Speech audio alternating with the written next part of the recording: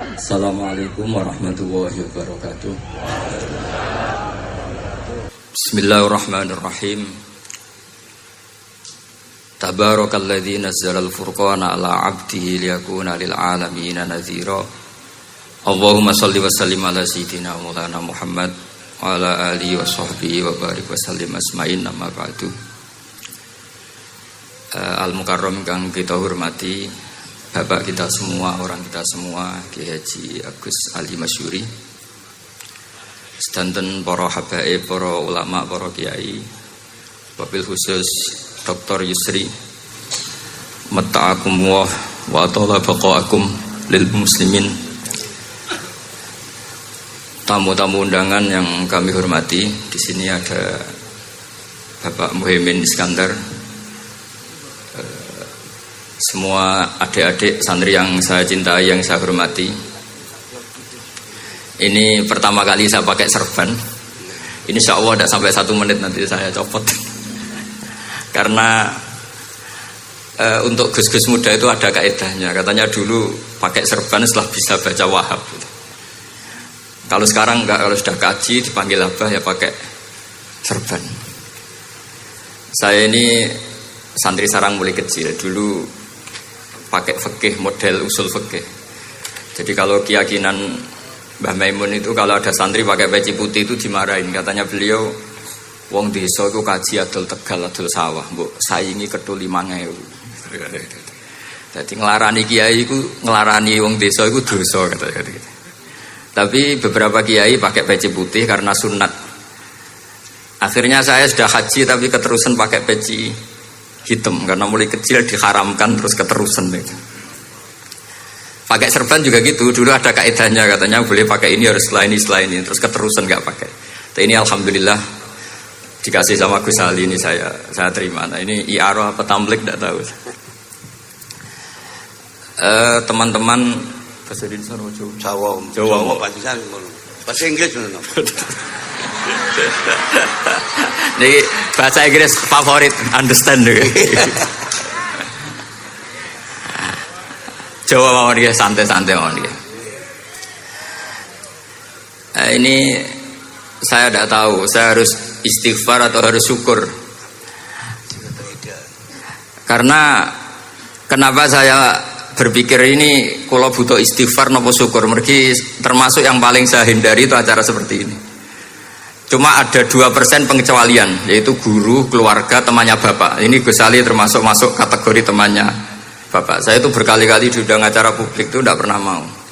Satu, mungkin nggak bakat ya, nggak bakat juga nggak ingin. 2, saya tidak cukup punya kemampuan untuk menjelaskan konstruksi Islam yang utuh hanya dalam waktu 1 jam. Karena keyakinan saya ngaji itu harus khatam, karena saya ini trauma. Kalau ngaji di depan Musannaf bilang kama sayati, sebagaimana yang akan datang. Setelah belajar di belakang kama sabako, seperti yang sudah kelewat. Sehingga gara-gara itu saya kalau sinau itu khatam dari min awali hatta akhiri. Karena yang satu di depan kama sayati, setelah di belakang kama sabako apa kama takotam. Yang jelas ilmu yang saya tekuni memang ilmu tafsir. Gus Ali tahu betul tentang bapak saya. Karena mulai kecil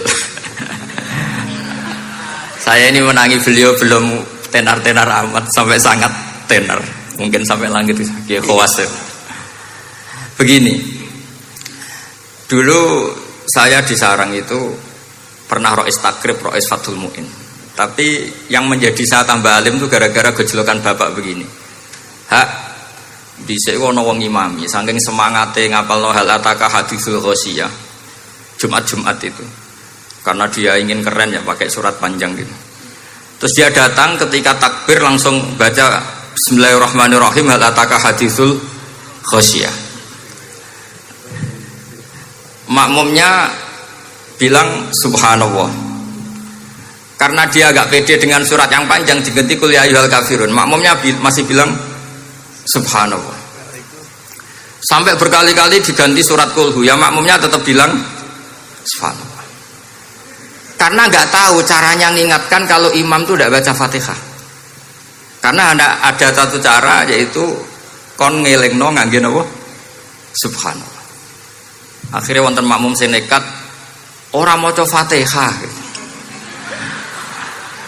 Nah, pertanyaan bapak saya, kamu harus berani ijtihad, merubah hanya satu pakem, mengingatkan imam tuh pakai Subhanallah. Karena kalau kasus seperti ini nggak cukup diingatkan Subhanallah. Niki adik-adik, kira-kira batal mboten ngelingno imam muni ora maca Fatihah. Kalau sampean bilang batal, berarti nggak ada solusinya. Kalau bilang sah itu beberapa kalimat yang dalam pakem sholat itu napa? Membatalkan. Sampean milih batal apa enggak? Enggak polling saja kayak pemilu. Sampai saya tuh cari-cari, akhirnya ketemu juga di kitab Mizan Kubro diterangkan oleh Imam Malik bahwa kalamul musolli. Musolli itu ngomong, kalau itu manfaat, tapi jangan ditiru loh ya. Dan darurat, ya, dan darurat, maka itu boleh dan tidak membatalkan sholat. Misalnya imam sholat kemudian di bawahnya ada bom atau ada ular kobra, kalau nggak ada cara ya mau tidak mau harus diingatkan pakai kalimat. Karena kalau subhanallah tok nanti gonta-ganti surat saja. Tahu-tahu mati dipatok ular apa? Kobra. Sehingga dari gejolukan-gejolukan seperti itu akhirnya saya berpikir, sampai saya nyari kitab-kitab Al-Madzhabul Arba'ah. Karena memang nggak cukup. Terus pertanyaan kedua kata bapak saya tentang tradisi misalnya orang-orang kampung kalau bikin batu bata itu dari tanah, kemudian kadang makjunun bisirjin, kadang dicampur dengan apa? Sirjin. Nggak usah diterjemah, ini sambil latihan bahasa Arab katanya. Masa pondok internasional nggak bisa bahasa Inggris sama bahasa Arab? Makjun ya. Ternyata mazhab Syafi'iyahnya membolehkan atau nganggap alatut tohara itu dua, alma wa turab. Tapi ternyata dalam mazhab Hanafi termasuk alatut tadhir atau alatut tohara itu annar, yaitu api. Alasan Abu Hanifah, orang mukmin yang banyak dosanya itu untuk masuk surga itu disucikan dulu di neraka. Artinya annar itu al-mutahhirah. Nar itu gunanya mensucikan. Sehingga batu bata karena sudah mengalami proses dibakar, maka berarti suci meskipun makjunun bisirjin. Ya tapi jangan pakai tayamum, pakai apa? Nah, jadi kalau Anda mandi junub atau nggak punya wudhu, kalau nggak ada turab sama apa? Air, ada solusinya yaitu wudhu pakai nar. Tapi itu jelas haram itu kalau itu, karena nggak mungkin nggak ada turab, itu nggak mungkin. Sehingga ini penting, gejolokan-gejolokan para ulama, para guru ini penting. Karena ternyata para nabi itu menjadi pinter, itu ya karena digojlok pangeran. Saya punya sekian contoh di kitab-kitab para wali. Ketika datang malakul mauti ke Nabi Ibrahim dan akan mengambil nyawanya, itu Nabi Ibrahim tangklet, kowe sapa? Aku malaikat. Ono apa? Ditugasno pangeran mencabut nyawa Anda. Terus kata Nabi Ibrahim, apa kamu tahu saya ini siapa? Ya tahu, Anda Khalilur Rahman, kamu kekasih Allah. Terus kata Nabi Ibrahim, hal ra'aita habiban yumitu habibah. Masa ada kekasih membunuh yang dikasih? Pasti Anda salah. Ya karena malaikat nggak pernah ngaji di sini, di progresif ini. Dia tidak bisa jawab. Akhirnya niki kalau pamit, niki kalau sembuh niki cekap. Niki cekap. Bingung, betul kulino nih bingung.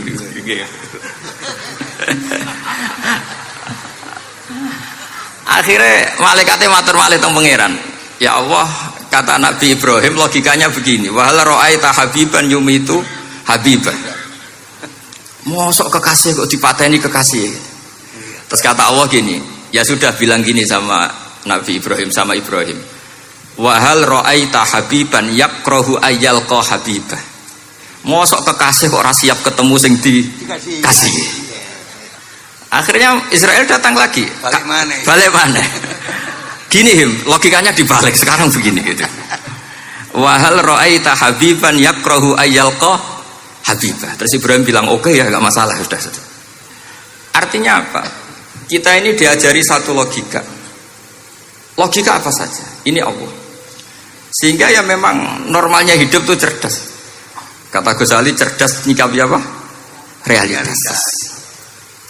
Ini penting saya utarakan. Saya punya sekian contoh kecerdasan para nabi. Saya berkali-kali cerita, Nabi yang sezaman itu sebetulnya 3, tapi yang ilmunya level itu hanya 2. Karena ada yang sezaman yaitu Ibrahim dan Lut. Tentu tidak level karena Nabi Lut itu pernah keponakan Nabi siapa? Ibrahim. Kedua Nabi Musa dan Nabi Harun. Tapi ini juga agak level karena Nabi Harun jadinya Nabi itu karena proposal Nabi Musa. Jadi proposal mulai dulu ya ada. Nah, Nabi Musa kita tahu adalah al-sak. Al-sak itu kalau ngendikan itu lesannya agak Cedul. cedul ya. Cedul. Cedul. Ini nanya jejer ke sana. Jadi kalau nggak bisa tanya ya. Bahasa Arabnya pokoknya al-sak, cedul ya. Cedul. Karena masyhur ya kita tahu cerita itu Musa yang kecil itu sebeling. Jadi nak digendong Fir'aun itu dijabuti jenggote. Padahal masih kecil. Sesuai Fir'aun curiga dasar Bani Israel. Lama-lama dia memutuskan sepatah ini ya, ini jelas darah-darah Israel. Kita tahu Fir'aun adalah orang Kipti, orang Mesir. Setelah berkali-kali gitu terus tanya gini sama Asia, ini anak ini sudah bisa mikir, memang dasar Bani Israel jadi gak suka orang Kipti. Orang bah cah cilik biasa gak masalah. Singkatnya terus dites ada jamroh, ada bara api sama apel. Sebetulnya Musa ini sudah tahu mau ngambil apel, tapi kalau dia ngambil apel dibunuh sama Fir'aun berarti bisa membedakan. Akhirnya sama Jibril diarahkan ngambil apa? Api jamroh tadi. Akhirnya agak ditelan terus menjadi lesannya apa? Cedul. Sampai sepuh jadi nabi tetap begitu.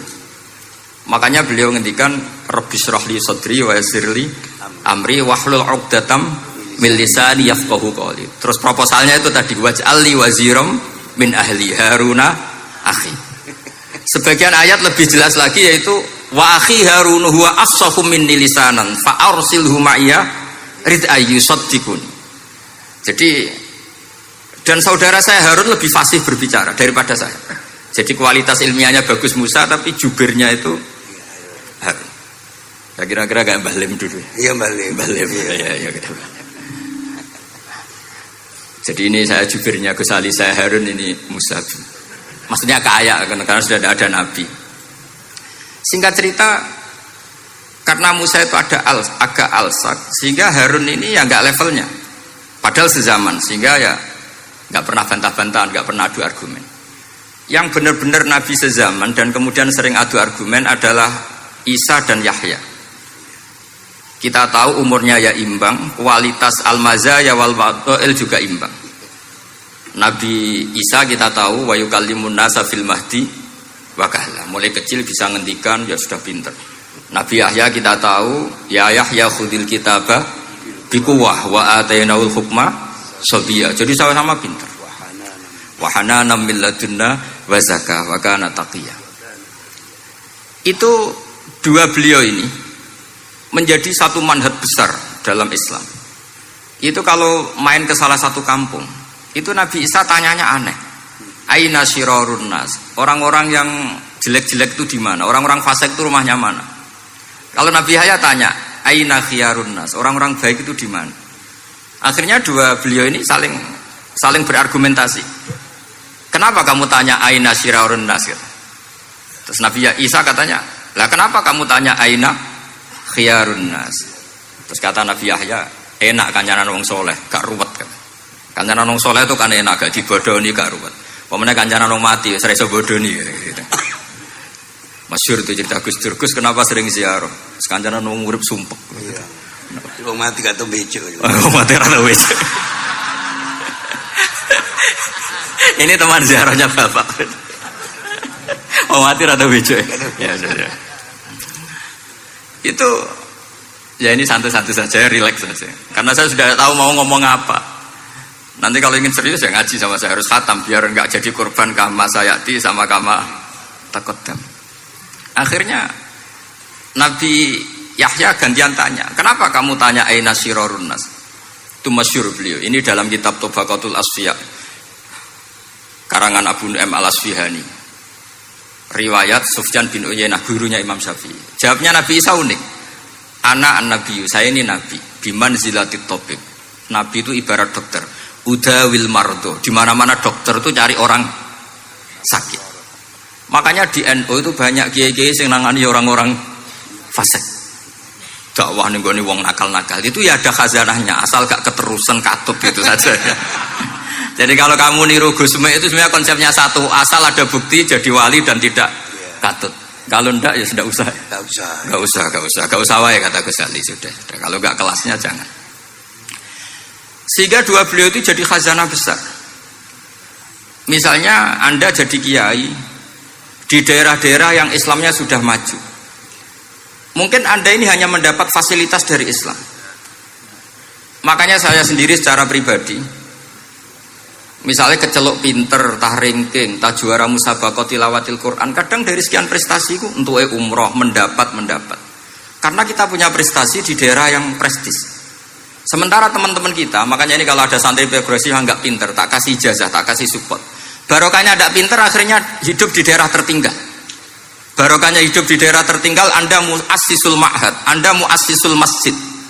Sing prestasi hanya mendapat dari negara, yang tertinggal malah memberi kontribusi. Akhirnya apa?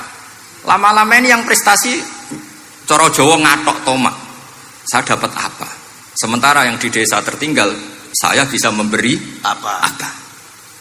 Sehingga Allah bikin wong bodoh itu ada rencana besar kira. Jadi mau orang bodoh itu gak ada orang-orang santri yang hidup di daerah-daerah apa? Tertinggal. Men golek prestasi, golek umroh.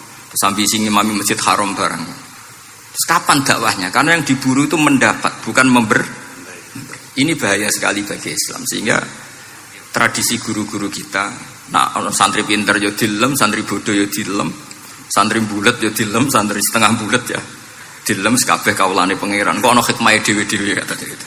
Tapi ini bukan justifikasi atau melegitimasi kenakalan anak-anak Anda. Ini mau cerita ilmiah.